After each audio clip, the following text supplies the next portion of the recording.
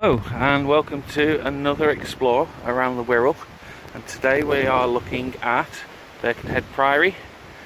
Now Birkenhead Priory was built around 850 years ago for the monks and is actually the birthplace of the famous ferry across the Mersey. People used to come here from all over the country, and they would pay a fee to the monks, who would then row them across the Mersey over to Liverpool. And depending on the weather, also depended on the price, because they used to give them board and keep as well. So if the weather wasn't good enough to row across the Mersey, they'd actually charge extra to feed them and things until the weather was actually ready. And then as soon as the weather was ready, there was a slipway around the back called Monk's Ferry, where they would actually take down the rowing boat and row them across.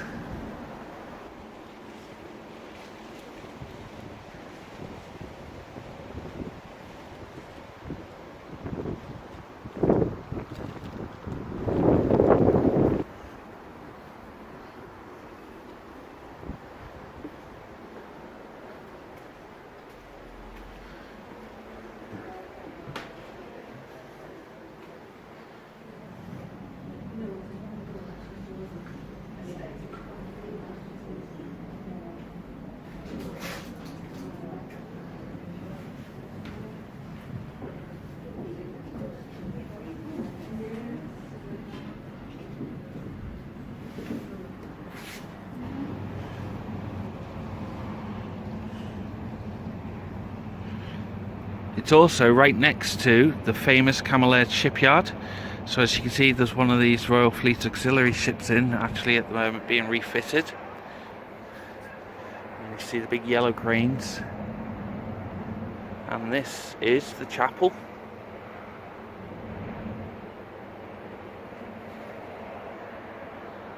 The chapel is actually still in use. Been in there before. And there's actually a service going on as well. So this is inside the chapel. Beautiful stained glass windows. It's only quite small.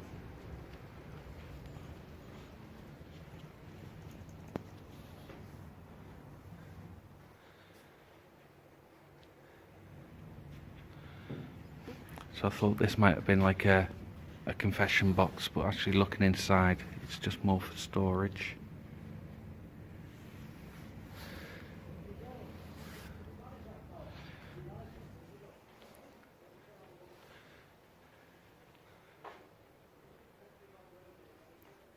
The light coming through those stained glass windows is absolutely beautiful.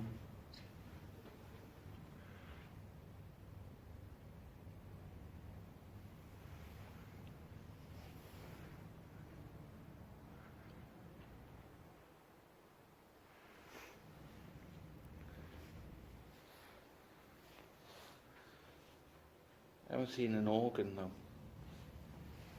They haven't got an organ, but it looks like they do hymns, looking at the hymn board.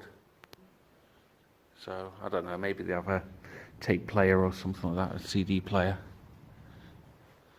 Absolutely beautiful. So we've got a mural on the wall over there. There's one of the famous Mersey ferries there as well. That's the Royal Daffodil.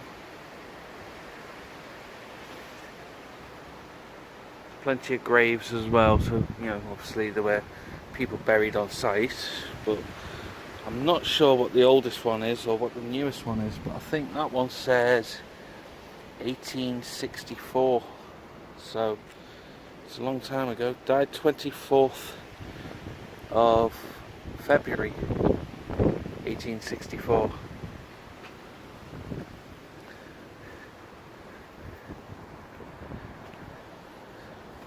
Lovely surroundings. See, this whole part is just ruins, but still being preserved. Got the clock and the tower. You can actually go up the tower, as far as I know. I have been up there before. Usually open to the public. Actually, yeah, there's the door.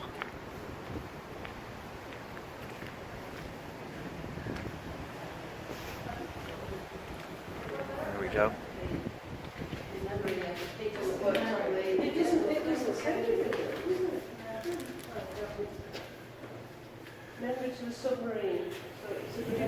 HMS Thetis. If you don't know anything about the HMS Thetis, it actually sank in Liverpool Bay, killing most of the crew. The back end was actually sticking out the side of the water, but they spent a long time trying to recover it and everyone on board died. But they did service it again, it went back into service and was later sunk again. 101 steps, Ian. Sorry? 101 steps.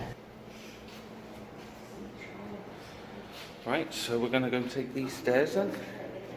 So apparently there's 101 steps up to the top.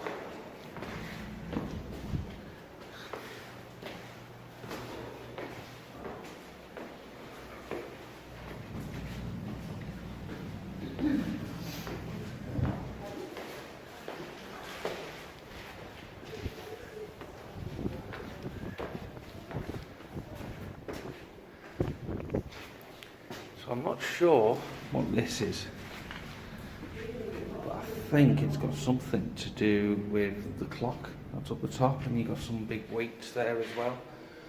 So I presume they're for the clock.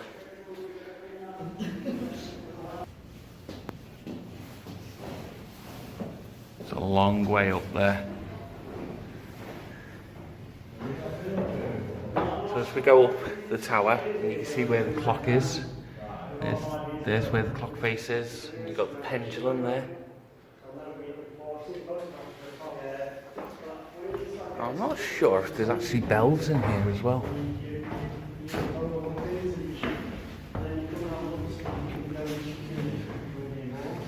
And there's actually 3 clock faces, so there's the mechanisms for one. The second is there, and the third is over there. They didn't have one on the back. No, we do, yeah, lots, yeah. Oh, non-English function.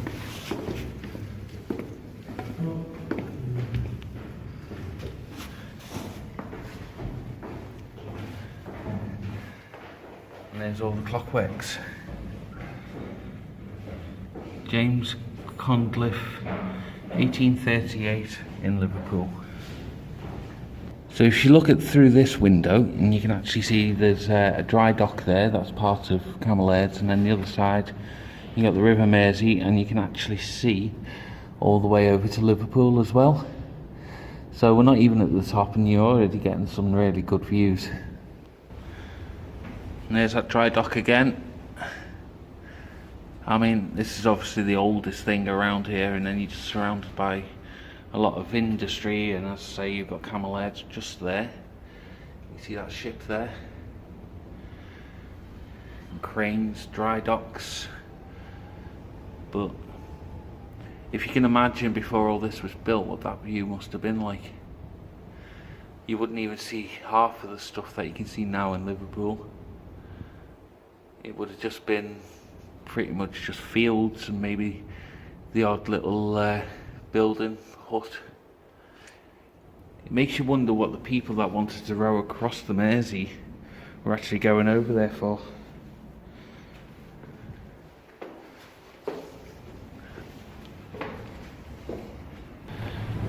And here we go. So we do have a bell right at the top. There's the entrance out onto the top of the tower.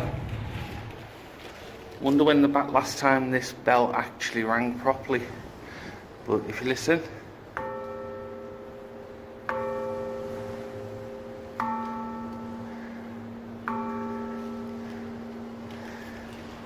and now we come onto here. Now it sounds really windy up here now, so best be careful.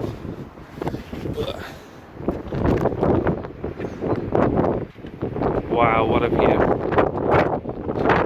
From the tower. Sorry about the wind.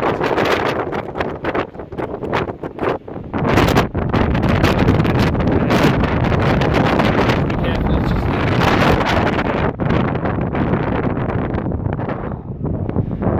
amazing view.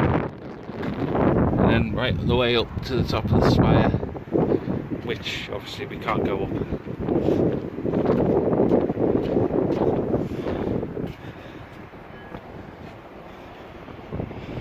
You can see when they've restored some parts of this and they've used the new stone. That was back in 2013. They added all this, replacing all the old, so you know, it's very similar. That's an old one. You know, that could be like 850 years old, but they've done exactly the same job. So as all this weathers, it'll look exactly the same. And again here, you see all the black, and then you see all the modern new stuff. But yeah, you can't beat that view. Fortunately, there's actually no Mersey ferries running today, so you can't even film one of them go past. And usually, I'll tell you, when the Mersey ferries go in for maintenance, that's the dock that they use. So they come in there and they have the maintenance every 2 years, or have a new paint job, things like that. But I mean, look at the size of this ship here. The Fort Victoria. Absolutely huge. And that's one of the supply ships for like the Royal Navy. Amazing. And there we go, that's looking all the way up to the top towards the spire. No stairs going up there though. So this is the back end of the priory. Looks a bit modern actually. This must all be, you know, to secure it, but this would have all been derelict. And I'm not sure if it would have come further round, you know, whether all this part here would also have been part of the priory. And you can see the old stones that they've brought down from old pillars and things as well. I mean, although they're not actually put back into place, at least they're on display, and you can see the workmanship that's gone into building these. And you know, something that was 850 years ago, everything would have been hand carved. Absolutely amazing. This looks a bit modern. That looks a bit more modern, that one. I mean, you can imagine this being like... I'll tell you what, if you see this, okay, now that looks like one of them up there.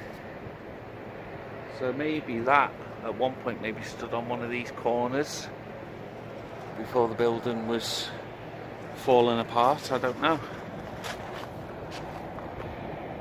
There's quite a lot of stuff just left out on display. And it's not the only part of this place as well where you can see this sort of stuff. Over the other side, they've got them in the gardens as well. And you can see like little gargoyles and all sorts of things. And you can also see like this is probably what would have held it in place to try and stop it falling off.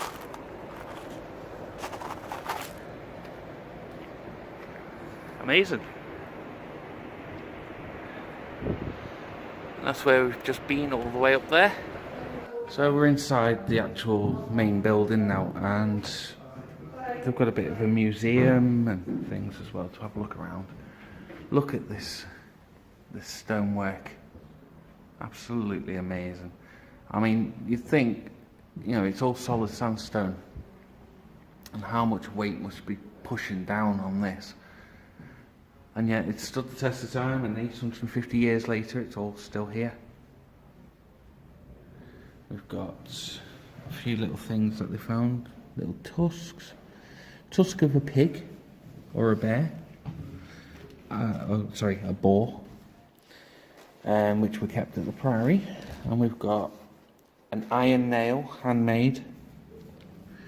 And we've got some pottery. So much history in this place. I mean, you see these floors, so I don't think the floors would have been like that.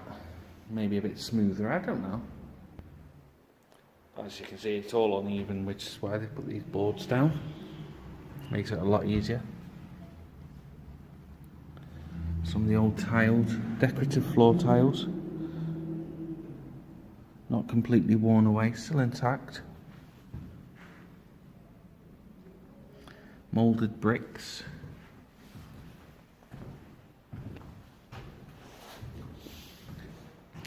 And we have a model. So a lady's just told me apparently, so what you can actually see here is the main church that used to be on the site. And Camel Airs was actually built on top of it now. So that part's no longer there. So we're pretty much in this part of the building. And all this is now gone. But from that, apparently she said that when they dug up to build the docks for Camel Airs, they found thousands of graves and all the bodies had to be exhumed and placed into other cemeteries around the Wirral. We've got little Mr. Monk here. Some of these old keys. I wonder if the locks still exist. Large medieval door key found during the restoration of the chapel house in 1913. And you know, it makes you wonder. I mean, there's a door over here. Wonder if it's one of them. See, there's the keyhole.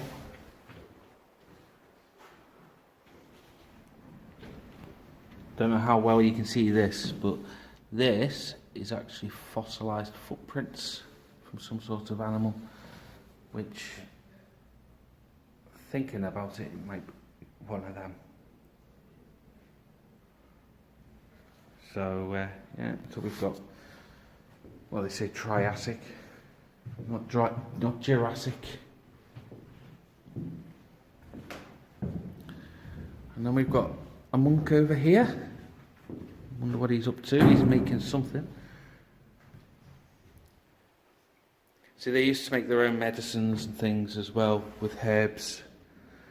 So these are sort of things they'd use. So I wonder if that's what he's supposed to be doing here, making the medicines.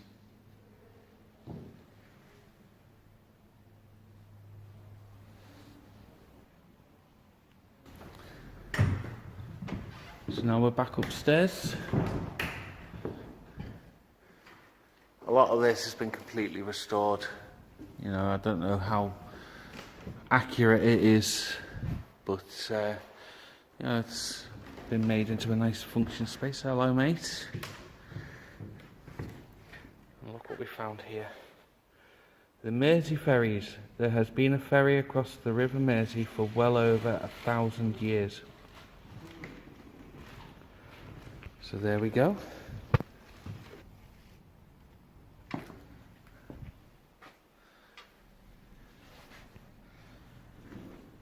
The old staircase.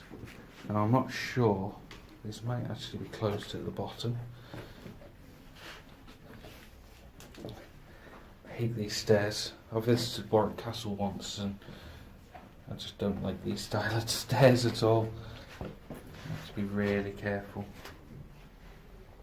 Yeah, that's the one that I came up it last time, but it was closed at the bottom this time, so I'm not sure why and why they'd have this door open, but there we go. See, the kids have made this monk ferry.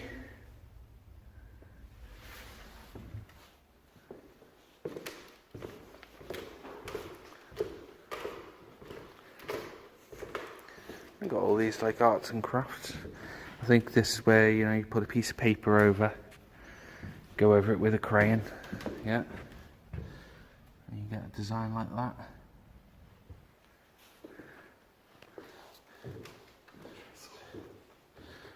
Oh, here we go. Please enjoy trying on our costumes. Here is a selection.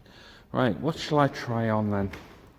I'll tell you what, hold on a moment, I'll get changed. My name is Emily Howard. I'm a lady, you see. In the name of the Father, the Son, and the Holy Spirit. Amen. Peace be with you. Put that light out!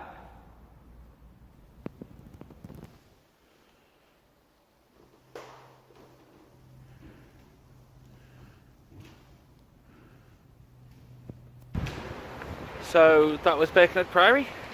Quite an interesting place, a lot of history there. It's free entry, not open Mondays or Tuesdays, but if you're interested, come down and have a look. Won't hurt, doesn't cost anything.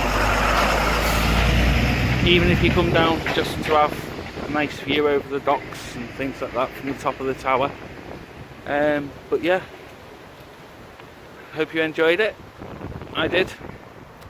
Bye.